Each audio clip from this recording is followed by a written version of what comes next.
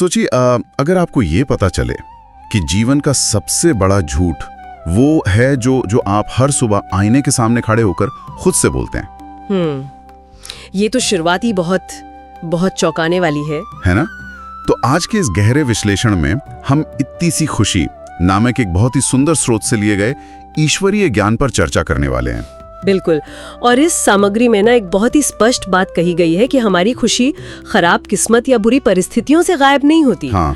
बल्कि वो तब गायब होती है जब हम सत्य के साथ एक बहुत ही खतरनाक असत्य को मिक्स कर देते हैं, मतलब मिलावट कर देते हैं। जी बिल्कुल। देखिए, हम लोग अक्सर बात करते हैं कि शरीर को स्वस्थ रखने के लिए कैसी खुराक या डाइट लेनी चाहिए, प्रोटीन कितना हो, विटामिन कितने हो। सही बात है। लेकिन मन को निरोगी और उत्साही रखने वाली खुराक क्या है, ये आज का हमारा विषय, इसी खुशी की खुराक के बारे में। चलिए इसे थोड़ा विस्तार से समझते हैं। आखिर ये सत्य और असत्य का खेल क्या है और ये खुशी को एक स्थायी अवस्था कैसे बना सकता है। यहाँ सबसे आकर्षक बात ये है कि हम आम तौर पर खुशी को बाहरी चीजों की मोहताज मान लेते हैं। हाँ, जैसे कोई नई गाड़ी मिल गई। बिल्कुल, नई गाड़ी, इंक्रीमेंट या बस लोगों की तारीफ मिल गई। हाँ। लेकिन ये ज्ञान बहुत स्पष्ट करता है कि दैनिक जीवन के इस भारी शोर और तनाव के बीच खुशी असल में एक चॉइस है, एक सचेत विकल्प है। मतलब ये कोई ऐसी चीज नहीं है जो बस हमारे साथ हो जाती है। नहीं, बिल्कुल नहीं। ये कोई घटना नहीं है जो अचानक घटित हो जाए, बल्कि ये वो अवस्था है जिसे आध्यात्मिक समझ के माध्यम से चुना जाता है। अच्छा। असत्य के साथ सत्य का मिक्स होना, यही वो जगह है जहाँ सारा भ्रम पैदा होता है। जब तक हम सत्य को उसके शुद्धतम रूप में स्वीकार नहीं करते ना, तब तक खुशी बस एक मेहमान की तरह आती है और चली जाती है। बिल्कुल। और मुझे लगता है कि उस सत्य को उसके शुद्धतम रूप में स्वीकार करने की शुरुआत इस बात से होती है कि हम अपनी वास्तविक पहचान को क्या मानते हैं। सही कहा आपने। सामग्री में इस बात पर बहुत जोर दिया गया है कि खुशी की सबसे पहली शर्त स्वयं को एक अजर, अमर और अविनाशी आत्मा यानी एक चेतन शक्ति के रूप में पहचानना है। जी। सच बताऊं तो मुझे लगता है कि ये कॉन्सेप्ट सीधे तौर पर इंसान के सबसे गहरे मनोवैज्ञानिक डर पर चोट करता है, जो कि मृत्यु और बुढ़ापे का डर है। बिल्कुल। अगर आप गहराई से देखें तो हर डर का मूल कहीं ना कहीं अपने अस्तित्व को खोने के डर से ही जुड़ा है। मरने का डर। हाँ, इंसान हमेशा असुरक्षित महसूस करता है क्योंकि वो उस चीज से अपनी पहचान जोड़ लेता है जिसका विनाश निश्चित है, यानी ये शरीर। सही बात है। लेकिन जब कोई ये अनुभव करना शुरू करता है कि वो एक चेतन शक्ति है जिसका ना तो कभी जन्म हुआ है और ना ही विनाश हो सकता है, तो वो एक असीम आजादी की अवस्था में प्रवेश करता है। मतलब एक तरह की इटर्निटी की फीलिंग। एग्जैक्टली। मैं हमेशा था, आज भी हूँ और आगे भी रहूंगा। ये सिर्फ एक वाक्य नहीं है, ये एक शाश्वत सत्य है जो इंसान को भौतिक दुनिया के छोटे मोटे नुकसानों और डरों से पूरी तरह मुक्त कर देता है। अरे, अगर मैं इसे आज के जमाने के हिसाब से एक उदाहरण से समझूं ना, तो ये बिल्कुल किसी वीडियो गेम को खेलने जैसा है। वो कैसे? मान लीजिए कोई बहुत मुश्किल वीडियो गेम खेल रहा है और वो बार बार पसीने से तरबतर हो रहा है कि कहीं उसका कैरेक्टर मर ना जाए। वो डर डर कर हर कदम रख रहा है। बिल्कुल जैसे हम असल जिंदगी में करते हैं। हाँ, लेकिन अचानक उसे एक चीट कोड मिल जाता है, गॉड मोड। अच्छा। उसे पता चल जाता है कि गेम के अंदर उसका मुख्य किरदार अब कभी मर ही नहीं सकता। सोचिए, उसके खेलने का तरीका उस एक पल में कितना बदल जाएगा। बिल्कुल, सारा तनाव ही खत्म हो जाएगा, है ना? वो बिल्कुल निडर, आजाद और आनंदित होकर खेलेगा, क्योंकि उसे पता है कि हार या मृत्यु असल में कोई मायने ही नहीं रखती। अमरता का ये ज्ञान असल जिंदगी में उसी गॉड मोड की तरह काम करता है। ये तुलना बहुत ही सटीक और गहरी है। मतलब जब ये बोध हो जाता है कि मूल अस्तित्व नष्ट नहीं हो सकता, तो दुनिया का ये खेल खौफ का नहीं बल्कि उत्साह का कारण बन जाता है। और इसी अमरता के साथ एक और खूबसूरत सच्चाई भी जुड़ी है, हर आत्मा की अद्वितीयता, यानी उसका यूनिक होना। अच्छा, इसके बारे में स्रोत क्या कहता है? ज्ञान में इस दुनिया को एक विशाल और सुंदर गुलदस्ते की तरह देखा गया है, जहाँ हर फूल का अपना एक बिल्कुल अलग रंग, सुगंध और पहचान है। हाँ, ये अद्वितीयता वाला हिस्सा मुझे बहुत दिलचस्प लगा। ये विचार कि हम सब भगवान के मास्टरपीस हैं। बिल्कुल, मतलब मेरे जैसा ना कोई था, ना कोई है, ना कोई होगा। अक्सर हम देखते हैं कि लोग सोशल मीडिया पर या असल जीवन में भी लगातार अपनी तुलना दूसरों से करते रहते हैं। और उसी से सारी समस्या शुरू होती है। हाँ, जिससे हीन भावना या फिर अहंकार पैदा होता है। और यही तुलना असत्य का एक बहुत बड़ा हिस्सा है। अच्छा। हाँ, जब हम अपनी तुलना दूसरों से करते हैं तो हम ये भूल जाते हैं कि हर मास्टरपीस का अपना एक अलग पार्ट या रोल है। ये ज्ञान अहंकार को जड़ से उखाड़ देता है। जब कोई ये समझ लेता है कि इस गुलदस्ते में हर आत्मा के अपने विशेष गुण और संस्कार हैं, तो वह न केवल अपनी अहमियत को गहराई से स्वीकार करता है, बल्कि दूसरों के अलग होने का भी पूरा सम्मान करता है। मतलब वो किसी से जलता नहीं है? बिल्कुल नहीं। उसकी खुशी फिर दूसरों की प्रतिक्रिया या दूसरों से बेहतर दिखने की होड़ पर निर्भर नहीं रहती। वो व्यक्ति अपनी ही एक आंतरिक खुशी में मस्त रहता है, जिसे इस ज्ञान में मौलई मस्ती कहा गया है। मौलई मस्ती, क्या खूबसूरत शब्द। हाँ, ये एक ऐसी अवस्था है जहाँ आप बाहर की तालियों के मोहताज नहीं रहते। लेकिन रुको, यहाँ बात बहुत ही दिलचस्प हो जाती है। अगर हम इस गेम के अमर खिलाड़ी हैं और हम सब अपने आप में एक मास्टरपीस है, तो इतने विशाल और जटिल ब्रह्मांड में क्या हम बिल्कुल अकेले हैं? ये एक बहुत ही स्वाभाविक सवाल है। हमारा मार्गदर्शक कौन है? क्योंकि अकेले तो इस दुनिया रूपी भूल भुलैया में खो जाने का डर हमेशा बना रहता है ना? बिल्कुल बना रहता है। और यहीं से ज्ञान उस परम सत्ता की ओर इशारा करता है। बताया गया है कि परमात्मा ही हमारे परमपिता, मालिक और सर्व संबंधी हैं, जो कि गुणों और शक्तियों के असीम सागर हैं। और उनके साथ जुड़ने का जो तरीका बताया गया है वो बहुत ही तार्किक लगा मुझे। हाँ, इसमें एक बहुत गहरा मनोवैज्ञानिक और आध्यात्मिक नियम काम करता है। जैसी स्मृति वैसी स्थिति। मतलब हम जैसा याद करेंगे वैसा बन जाएंगे? एग्जैक्टली। इसे इस तरह समझे कि मन एक रेडियो की तरह है, और हम जिस विचार या सत्ता पर ध्यान केंद्रित करते हैं, हम उसी की फ्रीक्वेंसी को पकड़ लेते हैं। बहुत बढ़िया उदाहरण है। तो जब हम गुणों के सागर, शांति के सागर को अपना साथी और सर्व संबंधी मानकर याद करते हैं, तो हम केवल उनकी स्तुति नहीं कर रहे होते हैं। हम क्या कर रहे होते हैं? हम असल में उनके गुणों को अपने भीतर डाउनलोड कर रहे होते हैं। जैसी स्मृति हम बनाते हैं, वैसी ही मानसिक स्थिति हमारी खुद ब खुद बन जाती है। अरे वाह, ये तो बहुत ही प्रैक्टिकल है। इसी में एक बहुत ही खूबसूरत कहावत भी आई है स्रोत में, हिम्मते बच्चे मददे खुदा। जी, ये बहुत ही शक्तिशाली विचार है। मतलब एक कदम हिम्मत का बढ़ाओ तो भगवान हजार भुजाओं से मदद करने के लिए बंधा हुआ है। इसके साथ ही वो रथ और सारथी का रूपक भी तो है। हाँ, वो भी बहुत महत्वपूर्ण है। शरीर एक रथ है, कर्मेंद्रियां घोड़े हैं, आत्मा उस रथ में बैठा यात्री है और परमात्मा वो सारथी है जो मार्गदर्शन कर रहे हैं। बिल्कुल। आज के संदर्भ में देखें तो हमारी ये कर्मेंद्रियां रूपी घोड़े तो जैसे बेलगामी हो गए ना। फोन की लत हो गई है, स्क्रीन टाइम बढ़ गया है, ट्रैफिक में गुस्सा आता है। हाँ, हर कोई परेशान है। ऐसा लगता है जैसे घोड़े रथ को अपनी मर्जी से कहीं भी खींच रहे हैं। बिल्कुल। और यही वो स्थिति है जहाँ सारथी की जरूरत सबसे ज्यादा महसूस होती है। जब इंसान खुद को गेह मान लेता है तो वे घोड़े बेलगाम हो जाते हैं। सही कहा। पौराणिक कथाओं में जो भी बड़े प्रतीक मिलते हैं ना, जैसे महाभारत में अर्जुन का सारथी बनना, द्रौपदी का चीरहरण होने से बचाना, या सीता का रावण की कैद से छूटना, ये सब वर्तमान संगम युग में इंसान के आंतरिक युद्ध का प्रतीक है। द्रौपदी की लाज बचाना असल में इंसान को 5 विकारों, काम, क्रोध, लोभ, मोह, अहंकार, इन सबके चीरहरण से बचाना है। और वो गोपियों के वस्त्र चुराने वाली बात, उसका अर्थ ये नहीं है कि भौतिक कपड़े चुराए गए। बिल्कुल नहीं। बल्कि जब आत्मा ईश्वरीय ज्ञान सुनती है तो उस ज्ञान की गहराई में वो अपने देह भान रूपी वस्त्र को ही भूल जाती है। इसका मनोवैज्ञानिक पहलू कितना शानदार है ना। हाँ, बहुत गहरा है। जैसे जब हम कोई बहुत ही बेहतरीन धुन सुनते हैं या किसी बहुत गहरे बौद्धिक काम में डूब जाते हैं, तो हमें पता ही नहीं चलता कि हम कहाँ बैठे हैं। शरीर का भान ही नहीं रहता। हाँ, हमारे शरीर में कोई दर्द है या नहीं, हम अपनी शारीरिक पहचान को भूल जाते हैं। यही असली वस्त्र चुराना है। बिल्कुल सही। ज्ञान इंसान के ध्यान को जीवित रहने की शारीरिक प्रवृत्तियों से हटाकर इतनी ऊंची अवस्था में ले जाता है कि उसे शरीर का बोझ महसूस ही नहीं होता। लेकिन देखिए, यहाँ मैं एक सवाल उठाना चाहूंगी। जी पूछिए। अगर भगवान खुद हमारे सारथी हैं, वो हमारे रथ को संभाल रहे हैं और 1000 भुजाओं से मदद कर रहे हैं, तो क्या इसका मतलब यह है कि हम बस पीछे आराम से बैठ जाएं? मतलब क्या आप सब कुछ वही करेंगे और हमें कोई प्रयास नहीं करना है?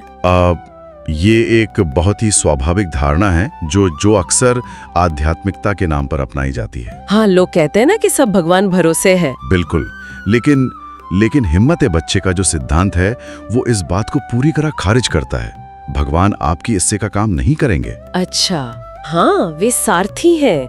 वो आपको सही दिशा दिखाएंगे, सही ज्ञान देंगे, आपके रथ को गड्ढे में गिरने से बचाएंगे।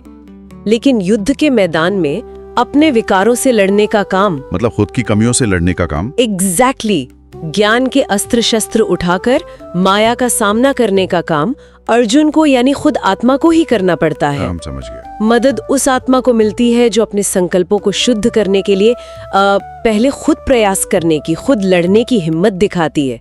कर्म से भागने की आजादी नहीं है, बल्कि सही कर्म करने की जिम्मेदारी है। मतलब हिम्मत हमारी होनी चाहिए, तब मदद उनकी मिलेगी। बिल्कुल सही। लेकिन फिर एक और बात आती है, अगर हम हिम्मत भी कर रहे हैं, सारथी भी साथ हैं, हम विकारों से लड़ भी रहे हैं, तो फिर इस रास्ते पे इतनी रुकावटें क्यों आती हैं? आप किस तरह की रुकावटों की बात कर रहे हैं? जैसे किसी को अचानक कोई बड़ी बीमारी घेर लेती है या कोई बड़ा आर्थिक नुकसान हो जाता है। अगर हम सत्य के रास्ते पर हैं, तो फिर जीवन में दुख और आपदाएं क्यों आती हैं?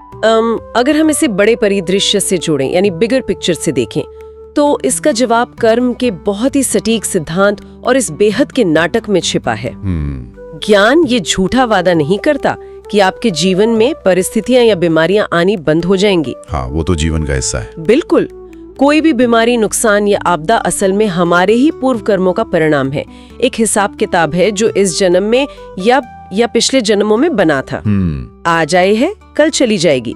सत्य ज्ञान इसे एक सजा की तरह नहीं, बल्कि एक अवसर के रूप में देखने की दृष्टि देता है। कैसा अवसर? ये पुराना हिसाब चुकता करने और खुद को फिर से सतो प्रधान और पावन बनाने का अवसर है। मुझे यहाँ थोड़ा असहमत होने दीजिए। जी बिल्कुल। देखिए, ये सुनना या पढ़ना बहुत अच्छा लगता है कि ये तो बस कर्मों का हिसाब है। लेकिन जब कोई इंसान अस्पताल के बिस्तर पर हो या उसे बहुत तेज अनियंत्रित शारीरिक दर्द हो रहा हो, तब उससे ये कहना कि खुश रहो, ये तो बस हिसाब किताब है। मैं समझ रही हूँ आप क्या कह रहे हैं। क्या ये थोड़ा असंवेदनशील या अवास्तविक नहीं लगता? अगर दर्द ऐच्छिक हो, जैसे हम जिम में वजन उठाते हैं तो मांसपेशियों में दर्द होता है, तब तो हम खुश रहते हैं क्योंकि हमें पता है कि हम मजबूत बन रहे हैं। बिल्कुल, लेकिन जब दर्द अनचाहा हो तो वहां खुशी और डिटैचमेंट कैसे काम करता है? ये बहुत ही महत्वपूर्ण सवाल है और यहीं पर दर्द और दुख के बीच का विज्ञान समझना जरूरी है। दर्द और दुख अलग अलग हैं? बिल्कुल। शारीरिक दर्द एक बायोलॉजिकल सिग्नल है, नर्वस सिस्टम की एक प्रतिक्रिया है। शरीर है तो दर्द होगा ही। लेकिन दुख पूरी तरह से एक मानसिक अवस्था है, एक मनोवैज्ञानिक कहानी है जो हम उस दर्द के इर्द गिर्द बुनते हैं। अच्छा, मतलब जो हम सोचते हैं उस बारे में? हाँ, जब इंसान असत्य का सहारा लेता है, यानी वो ये सोचने लगता है कि मैं ही ये शरीर हूँ, मेरे साथ ही ऐसा क्यों हो रहा है, मेरी तो किस्मत ही खराब है, तो वो पीड़ा बढ़ जाती है। बिल्कुल। तो वो उस शारीरिक दर्द को एक भारी मानसिक दुख में बदल देता है। मतलब दर्द तो बस शरीर का एक हिस्सा है, लेकिन उसे झेलने की जो मानसिक पीड़ा है वो हमारी खुद की बनाई हुई है। एकदम सही। सत्य ज्ञान का सहारा लेने से वो मानसिक पीड़ा खत्म हो जाती है और एक सहनशीलता आती है। जब आपको गहराई से पता होता है कि ये एक अस्थायी हिसाब किताब है जो चुकतू हो रहा है, तो आप उस दर्द को एक साक्षी होकर, एक ऑब्जर्वर होकर सहन कर सकते हैं। मतलब आप दर्द से खुद को अलग कर लेते हैं। हाँ, आप उस दर्द के साथ अपनी पहचान नहीं जोड़ते। और इसी बात को और स्पष्ट करने के लिए सामग्री में दुनिया को एक बेहद के नाटक यानी वर्ल्ड ड्रामा का रूपक दिया गया है। हाँ, ये पूरी सृष्टि एक विशाल रंगमंच है जहाँ हर आत्मा एक अभिनेता है। बिल्कुल। और एक सच्चे खिलाड़ी या अभिनेता की तरह हमें हार और जीत दोनों को खेल का नियम मानकर बस अपना सर्वश्रेष्ठ प्रदर्शन करना है। और इसी से जुड़ा है नथिंग न्यू का विचार। कुछ भी नया नहीं है। हाँ, जो हमारे साथ हो रहा है उस पर हमारा कोई नियंत्रण नहीं है। नियंत्रण केवल इस बात पर है कि हम उस पे प्रतिक्रिया कैसे देते हैं। तो अगर हम ये मान लें कि जो हो रहा है अच्छा हो रहा है, तो हम उस मानसिक पीड़ा से बच सकते हैं। बिल्कुल। जब हम ये स्वीकार कर लेते हैं कि ये एक पूर्व निर्धारित नाटक है और इसमें जो भी सीन आ रहा है वो हमारी भलाई के लिए है, तो हम अनावश्यक विश्लेषण और चिंताओं से मुक्त हो जाते हैं। इस मानसिक दूरी को बनाए रखने के लिए मुझे लगता है कि शरीर के साथ हमारे रिश्ते की समझ पूरी तरह से बदलनी होगी। शरीर को देखने का नजरिया ही बदलना होगा। सही बात है। और यहाँ वो बात आती है कि देह केवल कर्म करने का एक साधन है, ठीक वैसे ही जैसे हम कपड़े पहनते हैं। और ये मृत्यु के भय और शरीर से जुड़े हर मोह पर अंतिम प्रहार है। कैसे? देखिए, जब हम खुद को कपड़ा ही समझ लेते हैं तो उसके फटने, गंदे होने या पुराने होने पर हम रोते हैं। हाँ। लेकिन जब हमें ये गहरी अनुभूति हो जाती है कि हम उस कपड़े को पहनने वाले हैं, शरीर रूपी वस्त्र तो केवल इस रंगमंच पर अपना किरदार निभाने का एक औजार है, तो शरीर के बूढ़े होने पर भी निराशा नहीं होती। अच्छा, उल्टा खुशी होती है। बिल्कुल, खुशी होती है कि अब एक पुराना वस्त्र छोड़कर नया वस्त्र धारण करने का समय आ रहा है। मुझे इस बात से एक बहुत ही आम रोजमर्रा की जिंदगी का अनुभव याद आ रहा है। क्या? जैसे कोई इंसान दिन भर ऑफिस के टाइट, भारी भरकम और फॉर्मल कपड़ों में काम करता है। टाई बंदी है, भारी जूते पहने हैं। दिन भर की भागदौड़ के बाद जब वो शाम को घर लौटता है और उन भारी कपड़ों को उतारकर अपने आरामदायक कपड़े पहनता है, तो जो एक गहरी सांस और असीम सुकून मिलता है ना, आह! बिल्कुल, एकदम रिलैक्सिंग। सामग्री में जो परमधाम वापस जाने का ज्ञान है, वो कुछ ऐसा ही सुकून देता है। हम सब भी तो इस विशाल नाटक में अपने अपने भारी किरदार निभा रहे हैं। ये एकदम सही और दिल को छू लेने वाला उदाहरण है। परमधाम, जो आत्माओं का असली घर है, वहां लौटने का विचार ही इतना सुकून देने वाला है। इस ब्रह्मांडीय नाटक में इतने जन्मों से अपने अपने किरदार निभाते निभाते सभी आत्माएं इतनी खो गई हैं कि वे अपने असली स्वरूप को ही भूल गई हैं और थक भी गई हैं। बिल्कुल, किरदार के कपड़े, वे जिम्मेदारियां, वे रिश्ते अब उनके लिए बहुत भारी हो गए हैं और आत्माएं पूरी तरह से थक चुकी हैं, विकारी हो गई हैं। और इसीलिए ये याद दिलाया जा रहा है कि दुख के दिन अब पूरे हुए। ये बेहद के नाटक का अंतिम दृश्य चल रहा है। हाँ, अब घर जाने का समय आ गया है। हम सभी जानते हैं कि ये संगम युग का समय कितना हलचल भरा है, लेकिन ये जानकर राहत मिलती है कि अब हमें वापस परम शांति के धाम लौटना है। और केवल वापस जाना ही नहीं है, बल्कि उसके बाद सुख के दिन भी आ रहे हैं। वो कैसे? परम धाम में विश्राम करने के बाद, खुद को फिर से ऊर्जावान और पावन बनाने के बाद, आत्माएं फिर से इस सृष्टि रूपी रंगमंच पर लौटेंगी, जहां नाटक के पहले 2 अंकों में, यानी सतयुग और त्रेता युग में, उन्हें संपूर्ण स्वर्गीय सुखों का अनुभव होगा। वहां प्रकृति और आत्मा दोनों सतो प्रधान होंगे, अपनी अपनी सबसे शुद्ध और पवित्र अवस्था में होंगे। मतलब ये एक चक्र है, विश्राम और फिर एक नई ताजा शुरुआत। बिल्कुल सही। तो इस सब का क्या अर्थ है? अगर हम इन सभी विचारों को जोड़ें तो हम वापस उसी पहली पंक्ति पर आ जाते हैं जहां से हमने शुरुआत की थी, सत्य और असत्य का मिक्स होना। ज्ञान हमें बताता है कि सच्चा ज्ञान ही असल शक्ति है। यही वो प्रकाश है जो अंधकार को मिटाता है। जब इस ज्ञान को सचमुच जीवन में उतारा जाता है तो खुशी कोई बाहरी विचार नहीं रह जाती, हाँ। बल्कि वो खून बनकर हमारी रगों में दौड़ने लगती है। तन और मन दोनों दुरुस्त हो जाते हैं। और वहीं दूसरी तरफ ये पूरी चर्चा इस बात को पूरी तरह साफ कर देती है कि सबसे बड़ा असत्य या झूठ क्या है। ये वो झूठ नहीं है जो हम समाज में किसी से बोलते हैं। आध्यात्मिक रूप से सबसे बड़ा झूठ और सबसे बड़ी भूल है खुद को केवल एक देह या शरीर समझना। शरीर तक ही सीमित समझना। बिल्कुल, देह अभिमान ही सारी चिंताओं, तनावों, बीमारियों और 5 विकारों की इकलौती जड़ है। इसी एक झूठ को सच मान लेने के कारण इंसान अल्पकाल की यानी थोड़े समय की खुशी के लिए दर-दर भटकता रहता है। और असली स्थायी खुशी हमेशा उसकी पहुंच से बाहर रहती है। एकदम सही। तो इसका सीधा सा मतलब ये हुआ कि सबसे बड़ा असत्य वो है जो हम शीशे के सामने खड़े होकर खुद से बोलते हैं। ये सोचना कि हम केवल ये हाड़ मांस का पुतला हैं जो शीशे में दिख रहा है। जब तक हम इस झूठ को सच मानते रहेंगे, हमारी सच्ची खुशी गायब ही रहेगी। बिल्कुल, इसीलिए परमात्मा ईश्वरीय ज्ञान के माध्यम से आत्माओं को स्वमान देते हैं। स्वमान मतलब सेल्फ रिस्पेक्ट। हाँ, स्वयं का सच्चा और शुद्ध सम्मान। स्वमान जैसे ये याद रखना कि मैं मास्टर सर्वशक्तिमान हूँ या मैं सुख स्वरूप आत्मा हूँ। जब इंसान इन सच्चाइयों को अपने चिंतन का हिस्सा बनाता है ना, तो वो असत्य के जाल से बाहर निकल आता है और उसकी खोई हुई खुशी लौट आती है। बहुत खूब। फिर वो दूसरों की खुशी में शामिल होने लगता है। छोटी छोटी खुशियों को इकट्ठा करके ही इंसान खुशियों का सागर बन सकता है। क्या बात है, मतलब खुशी कोई ऐसी चीज नहीं है जिसे आप बाहर बाजार में जाके खरीद सकते हैं। बिल्कुल नहीं। ये तो हमारे अपने शुद्ध विचारों से, सत्य को अपनाने से बूंद बूंद करके इकट्ठा होती है। चलिए, तो अगर हम आज की इस पूरी गहरी चर्चा का सारांश निकालें जी, तो वो ये है, खुद को एक अजर अमर आत्मा मानना, उस परम पिता परमात्मा को अपना परम सारथी और साथी बनाना, जीवन की इस पूरी उथल पुथल को एक बेहद का नाटक समझना, और सबसे बढ़कर देह अभिमान के उस सबसे बड़े झूठ को हमेशा के लिए छोड़ देना, यही हमेशा खुश रहने का, उस खुशी की खुराक का अचूक फॉर्मूला है। और वर्तमान समय में इस ज्ञान का महत्व इसलिए भी सबसे ज्यादा है क्योंकि आज हम सूचनाओं और तनाव के एक महासागर में जी रहे हैं। हाँ, सही बात है। यह ज्ञान हमें एक अभेद्य ढाल प्रदान करता है। यह हमें ये विश्वास दिलाता है कि हमारी आंतरिक खुशी बाहरी परिस्थितियों, लोगों के व्यवहार या भौतिक सफलताओं की मोहताज नहीं है। ये सत्य ही वो इकलौती चाबी है जो हमें विकारों की कैद से आजाद कर सकती है। बिल्कुल सही कहा आपने। आज की इस चर्चा ने सच में जीवन को देखने का नजरिया ही बदल दिया है। एक ऐसा ठहराव दिया जिसकी आज के भागदौड़ भरे समय में बहुत सख्त जरूरत है। लेकिन अंत में मैं एक विचार छोड़कर जाना चाहती हूँ जिस पर हम सभी को बहुत गहराई से सोचना चाहिए। जी बिल्कुल।